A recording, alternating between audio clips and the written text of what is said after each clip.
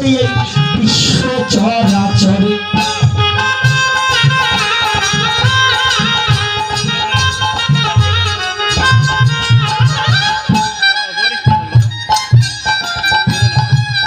অর্জুনকে বললেন ভগবান কৃষ্ণ, অর্জুন আমার কথা নিও, আমার ভক্তের দেখা পেলে, সেই বীরের দেখা পেলে আগে তুমি একটা ভক্তি ভরে প্রণাম তাকে দিও।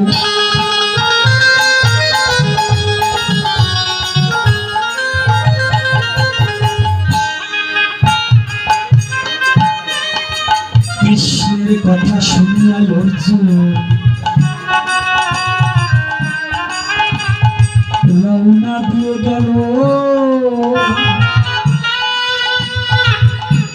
মৈনাক পর্বতের কাছে গিয়ে সে উপনীত হলো।